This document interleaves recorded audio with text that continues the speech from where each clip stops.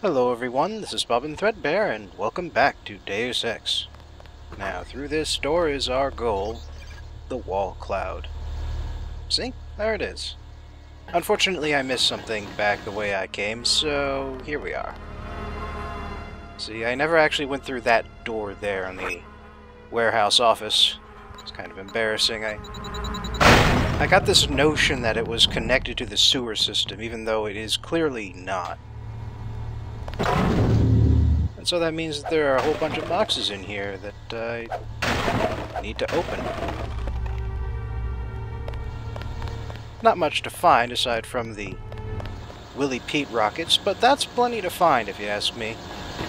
Anyway, we're back here now. No worse for the wear.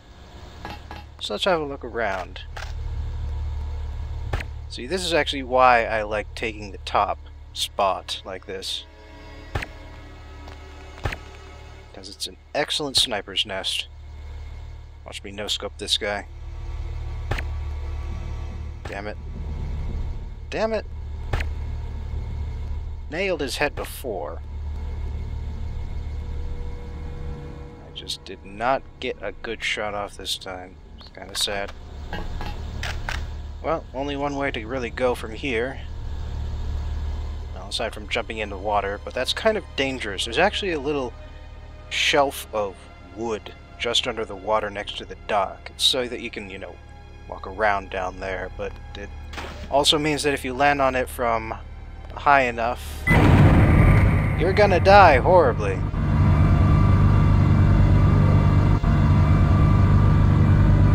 Well, this explains the elevator shaft that we saw before. Places up here.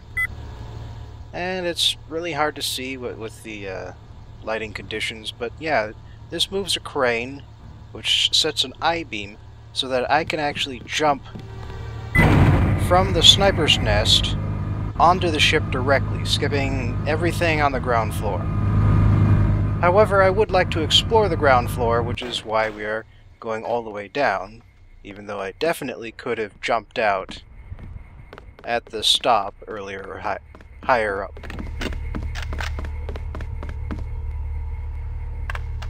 Now they've got our assault rifles. Typical. So if we had walked in the front door, this is where we'd end up. Well, not here specifically, but... Hey, how's it going? Hey, you're the guy Vinny was talking about, Sandra's friend. Yeah? We're 100% behind you. We want to know what's happening on the ship. Me too. The code to the ramp is 6655. It's that easy. But watch out for the guys on night patrol. I will, thanks. It's amazing what you can do just by being a little friendly. Oh. Someone discovered a grease seal that got out of one of the labs. Hey, that's cool, you know, Vinny? I hope you find out what's going on. I think they're making a secret treaty with the Chinese. Hey, I called the newspaper myself, but no one called me back.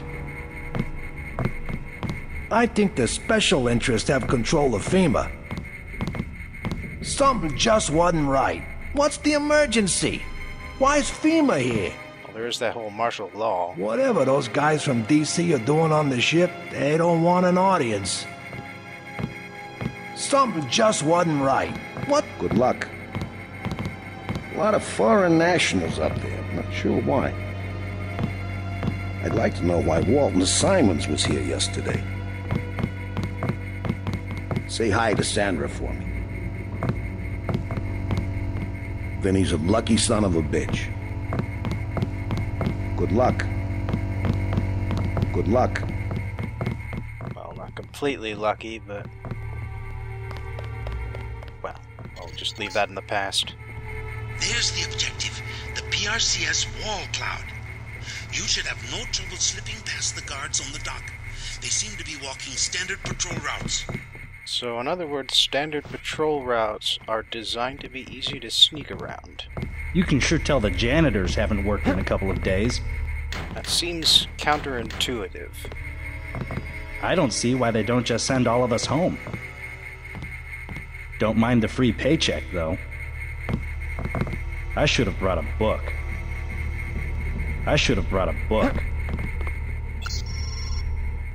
And there's the ramp code again. 6655. It's almost embarrassingly easy.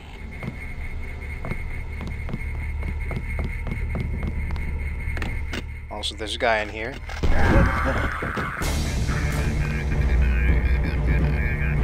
More assault rifles. And another chance to get the code.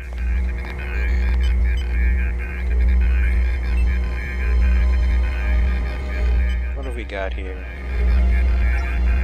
Well, access to 3 cameras, but they don't actually do anything, so... This is a heavily guarded building. Be prepared for resistance. Oh, wait. Spoke too soon. That camera does something. The others don't, but that one does. Also, you might have noticed, but Tracer Tong has a lot to say if you approach through the normal avenue. Now, before we enter the ship itself, there's actually a few more things to find around here at the edge. Like this sewer grate. Just some places to hide behind the big boxes here, but... oh, whoops. Okay. Yeah. Back in the sewers. The sewer leads straight to the water. You can reach the ship this way if you don't mind swimming. So it does. I can't go too far that way because that'll lead me to the loading area again. But actually there is a little more to find way at the end of the dock here. You can actually get around if you're very careful. Although they didn't hide any boxes back here, it does allow me to get around the wall cloud, get a nice view of it, and also see that there is a ladder on this side of the vessel. That's what he was talking about getting on board if you don't mind getting a little wet. It's no fewer than 2 ladders, along with, oddly enough, this crane. Gotta be really careful though, because slipping off of this is just as easy as it looks. And there is quite a lot of this to climb. Ah, phew. And on the plus side, I'm in a sniper's nest. There we go. Took 2 shots, but at least I got that guy in the head. No scope. Good work. Now watch for guards and find a way to get below decks. You know, Tracer, you're kind of getting on my nerves at this point. But hey, yeah. 20 points for finding my way up here. Pretty dangerous, so it's a good idea to just climb down. Gotta be a little careful because the ladder doesn't quite continue from top to bottom. Oh, hey there. Didn't see you from above. Wonder where he was standing before. Well, hardly matters now. But you know, here's the interesting thing. If you go down these ladders here, you can get an extra 20 points just for climbing down just a little ways from the top. Also, there weren't any boxes at the front of the dock, but there are boxes here. Boxes full of rockets. They really want you to have explosives. And it's a good thing too, because like I said, you do need them.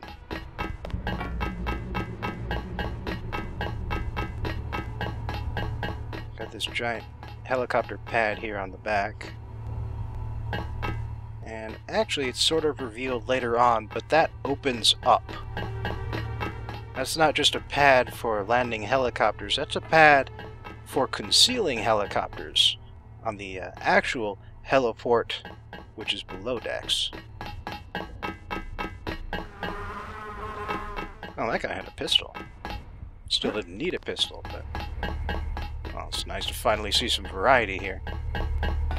Now let's go pick up another extra 20 points, assuming the physics allow me. Yep. Kind of funny that they hid them around like that. I believe there's a guy up here. Sure enough. And now there isn't. So this is the area where you're supposed to board the vessel. There's the ramp. Forgot to extend it, but that hardly matters. We won't be leaving via the ramp either. Anyway, there's actually... oh, hang on. There is another way to find Everett. He has a mistress named Beth Duclair. Remember that name when you get to Paris. You know, I think she got a Legion of Honor earlier. So this is an alternate way, actually, of getting into the upper decks area. Sounds like I freaked somebody out. And you may have noticed, but there are also a bunch of boxes up on the shipping containers, and whoops! Did not mean to fall 2 decks. This ship's not big enough to run far. Also, why do all of the sailors have southern accents? Oh crap. Okay, so now it's time to show you a side benefit of getting rifles up to level 4. The sniper rifle now has the capability of destroying cameras. Very fun. But yes, the Southern American sailors are not who I was expecting on the PRC wall cloud, to say the least. Also, I have no idea who is running or what deck they're on. It's really freaking me out. But anyhow, I'm not done exploring outside yet, so we'll leave them to freak out over me. I'll come back later. But yeah, Southern sailors on a Chinese vessel. Not what you'd expect. But, hell, I don't know. I guess the idea is that the American economy is just that bad.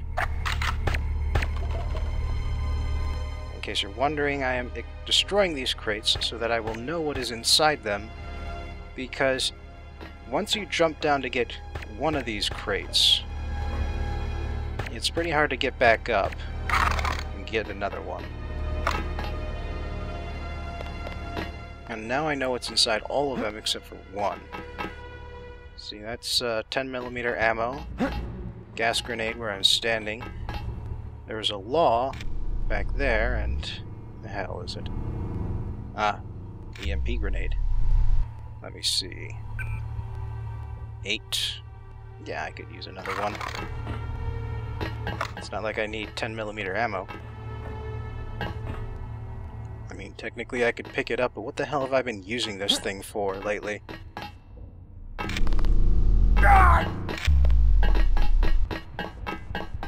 So, now that all the crates have been broken, it is time to actually go into the upper decks and see what's going on.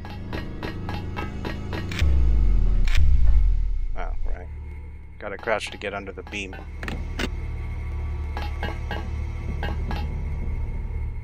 This looks like the galley. Don't know why they would have meat just hanging in the open like that, though. Seems like it wouldn't be very sanitary. Oh yeah. I got these images from Stanton Dowd way back.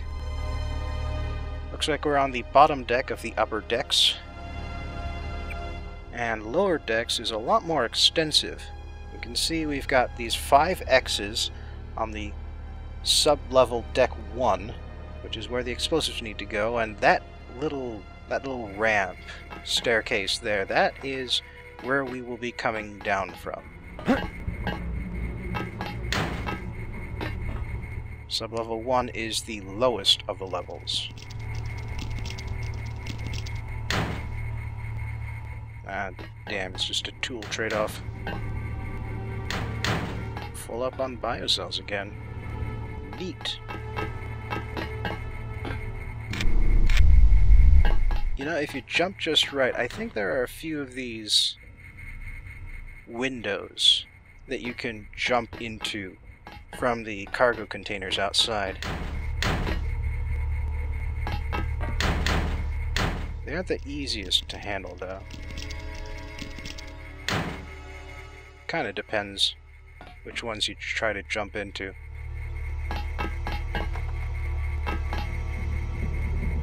Well, the crew quarters is actually pretty small, but that's standard for a cargo ship these days. Cargo ships have a lot of heavy automation. Hey, would you look at that? Ambrosia. You know, Stanton Dowd's got that Great Death cough. I figure if we hold on to this, we might be able to help him out with that a bit. And I've already spent enough lockpicks, so... yeah, like I said, we got explosives out the wazoo, and now we've got someone's attention again. Let's see if he actually comes down this time. I guess not. Oh wait! Definitely something. There we go. Finally. So what are we gonna upgrade? I think regeneration. Heals faster, which means it uses less energy. Oh, there's somebody freaking out again. That's gonna get annoying.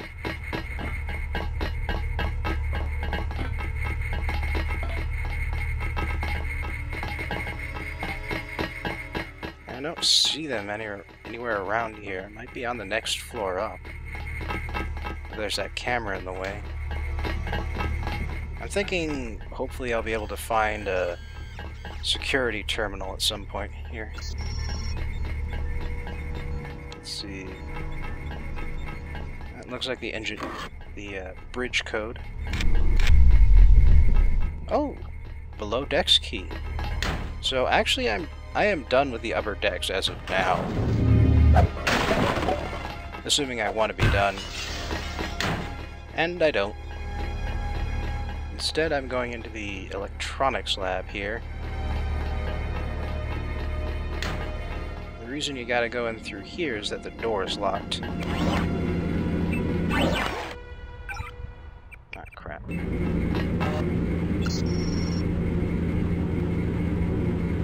Alright, another number, this one for the ops, which is presumably also upstairs. This looks like login root, password reindeer flotilla.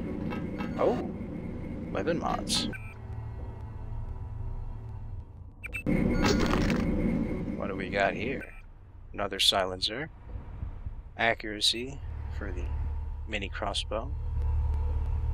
But unfortunately, everything that I've got is silenced if it's gonna be silenced.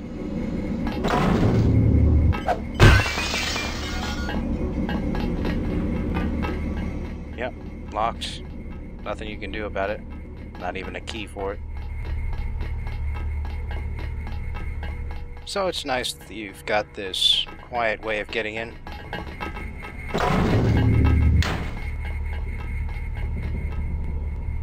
Now this space here is actually pretty interesting.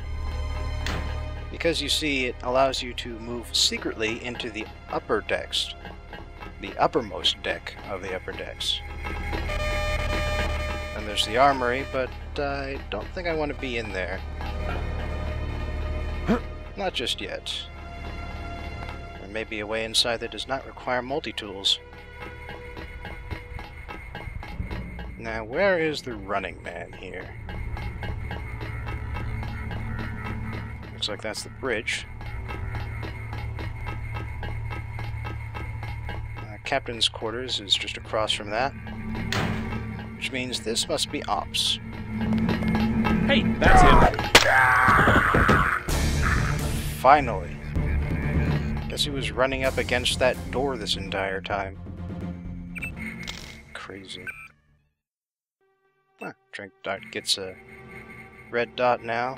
Not that it helps much, it's still going to arc through the air. And that was the captain's quarters passcode.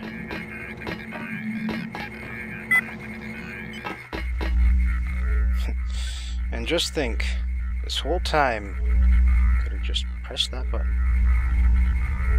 Damn. Guess that's not the security password.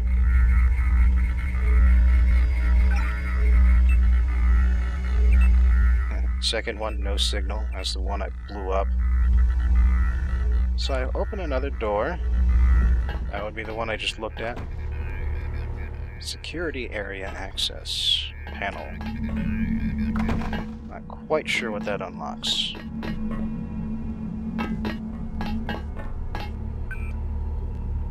And maybe the password works on this computer. It does. And it helps me absolutely not at all. Fun. Maybe this is the security area. I don't know. Doors are already open, so it's hard to tell. But yeah, actually, this is one of the best ways to jump into the upper decks, if you're going to. Got a nice big window that's hard to miss. And then once you're on the bridge, you can go out onto this ledge here, or you could jump down to this ledge from the roof, like I showed you with the crane access. Nothing to do on the ledge on the other side, but of course you've got these windows here. Maybe you could bring a container over, but as usual, I don't have to. And now I'm in the captain's quarters. I didn't even need that access code.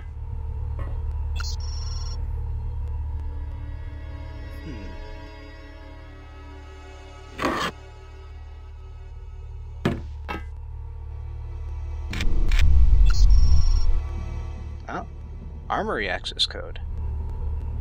Of course, I've opened it with the security terminal. And that's the second below decks key. The one that you're, I suppose, supposed to find.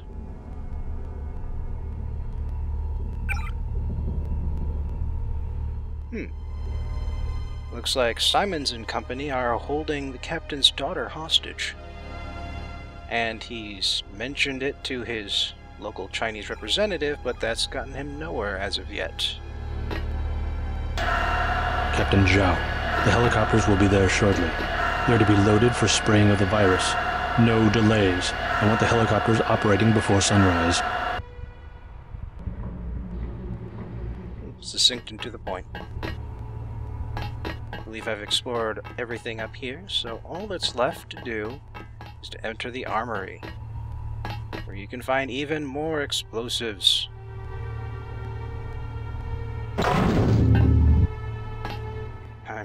I'm full up on rockets again.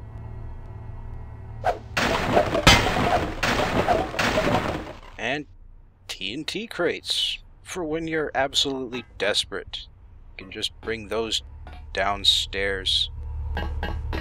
They'll work too. But as of right now, I believe I've cleared the whole place out. So it's time to go below decks. Well, next time we'll be going through that door.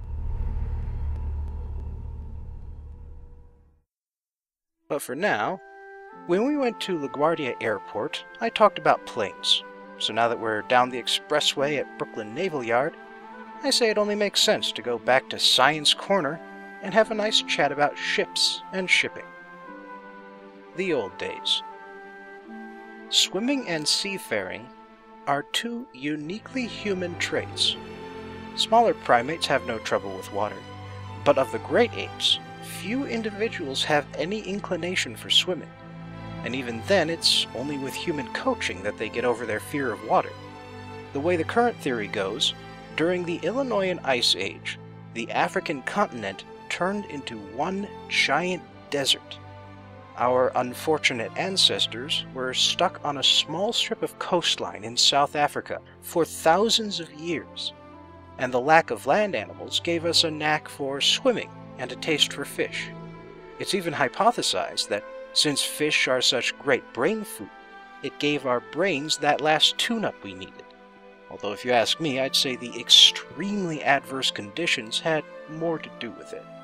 Either way, once Africa got its reins back and Homo sapiens sapiens was unleashed upon the world, we outcompeted every other Homo genus that was still around and began driving dozens of species to extinction.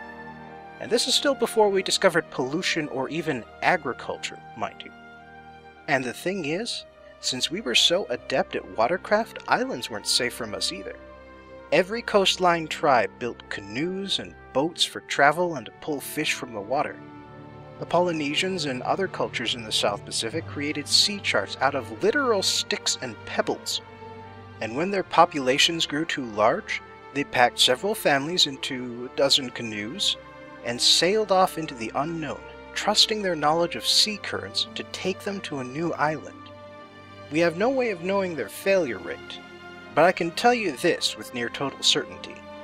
Even before the Portuguese rounded Africa, humans had trod upon every island on this planet. Possibly not Antarctica, but it's hard to tell since nobody would have settled there anyways. And since we're on the topic, let's discuss a couple nautical conspiracy theories. First is Easter Island, with those giant creepy heads stuck in the ground everywhere. There are all sorts of theories linking the Moai statues with alien contact, especially considering the apparent lack of means for transporting them. No wheels, no large animals, and until someone took a soil sample and found tree pollen, we didn't even realize there used to be forests. Local legends have it that the Moai walked to their destination thanks to the power of the gods, which to some indicates aliens. But the truth, as we know it today, is far simpler. The statues were carved upright and then walked to their destinations by 3 small teams with sturdy ropes who rocked the statues from side to side to move them forward. As for the deforestation, the answer is most likely the Polynesian rats who came with the first settlers. Without any predators, beyond the humans, they multiplied out of control and ate all the palm tree nuts, preventing the forest from regrowing. Now, before I move on, let me just spare a word for the Bermuda Triangle. It's pretty much complete horseshit. The concept only appeared in the 1950s, and aside from Bermuda itself, no one can agree on where exactly to place the other 2 points of the triangle. The area features a tremendous amount of air and ocean traffic, so a couple unexplained disappearances are going to happen, and even then, most of the names on your average Bermuda Triangle list are misidentified, explained disappearances, or else simply false. The March of Commerce. In 1405, 87 years before Christopher Columbus discovered America while looking for India, and 93 years before Vasco da Gama actually found India, Ming China sent Admiral Zheng He and the treasure fleet on 7 voyages through the Indian Ocean. The size of the main vessels is under dispute, because according to contemporary reports, they appear to be larger than any wooden ocean sailing ship could possibly be. However, it's easier to believe the other numbers involved, namely that the fleets consisted of around 300 ships and nearly 30,000 crewmen. For reference, the largest modern warship class, the supercarrier, can carry up to 5,680 crew members, and the average carrier strike group includes around 7,500. The Chinese excursions weren't fleets. They were wooden cities that could cross the ocean. The purpose of the treasure fleet was twofold. First, it was meant to project Chinese power throughout the Indian Ocean, and they even reached East Africa. We can tell because local rulers gave the Chinese giraffes as tribute, and the artists back home made some very accurate drawings of them. And of course, most of the local rulers provided tribute and envoys to travel back to China. You would too if a city's worth of soldiers floated in and choked out your harbor. The second purpose was simply to trade with the major ports along the way. Reportedly, the fleets gathered enough cobalt oxide to keep the porcelain makers in business for decades, and enough pepper that it went from a luxury to a condiment overnight. Sadly, by 1433, the Mongols started agitating again in the north, and so the Ming emperors could no longer afford such extravagant voyages. By the time the Portuguese arrived in India, the Chinese were just a memory. I touched on Age of Sail commerce last week and all the horrible things done in the name of commodities, but it wasn't all bad. It was mostly bad, but it wasn't all bad. The reason that Europe rose above the rest of the world isn't because of some racial superiority or even a technological advantage, except kind of, towards the end. Deadly diseases explains how we crushed Native American societies, but that doesn't account for the Old World, especially since many areas were more deadly to us than we were to them. No, the primary answer is commerce and shipping power. Europe happened to develop just the right naval technologies and had just enough competition with each other that they were able to set up the very first global shipping lanes. And as you can see repeated in any given industry, the first companies to jump through the door with a good business plan are always the most successful. The Europeans were the first nations to connect the four corners of the globe, and the resources they gained from that commerce fueled their conquests. During World War II, the very first theater of war between the United States and Germany was not in Europe, but in the Atlantic. Germany knew its fleets couldn't stand up against Britain's, let alone the combined Allied fleet, and so they doubled down on submarines, on U-boats. Warships were hard targets, obviously, and so the German Navy preferred to target merchant vessels and cargo ships. The turning point of the Atlantic campaign came when the United States figured out anti-sub cargo convoys. But the reason the German Navy was doomed even before then is because we made a shitload of ships to bring troops and material across the ocean. In total, we built 2,710 Liberty-class cargo ships, the most ever built to one design, before or since. The ships were pretty ugly, and they weren't built out of the best materials, but once the workforce figured out the methods, the average shipyard could slap one together in about a month. The vast majority made it through the war intact, and so we wound up selling off 2/3 of the fleet at a profit afterwards. These days, sea travel is still the cheapest means of moving vast quantities of goods between continents and even from one coast to another. Modern steel hulls have grown massive in size, and ship design is based less on the capacity of construction materials and more on the infrastructure it needs to use. Hull categories include Suezmax and Panamax, the maximum size that the Suez and Panama canals can handle. I've checked the wall cloud's dimensions thanks to my targeting AUG, and it's actually built to scale for a Panamax ship, roughly 100 feet in width and with a 33-foot draft. It's also 463 feet long, which is well below the maximum of 1,000. Unfortunately for the concept of calling the wall cloud a super freighter, Panamax is among the most restrictive size categories, and the canal is getting an upgrade set to finish next year. Under the new design, the locks will accept vessels 160 feet across and 1,400 feet in length with a 50-foot draft. The wall cloud is big, don't get me wrong. It can probably handle around 5 times the capacity of one of those Liberty ships. But it's not that big by today's standards, let alone 2052. And new Panamax ships will be capable of holding nearly 2.5 times the cargo of the wall cloud. Plus, if you want to see a real super freighter, look no further than the ultra-large crude carriers, whose capacity is roughly equal to 25 Liberty-class cargo ships. The wall cloud? Wall cloud ain't nothing, man. Personal thoughts. Science rules. Thanks for joining me again in Science Corner, and I hope I'll see you soon.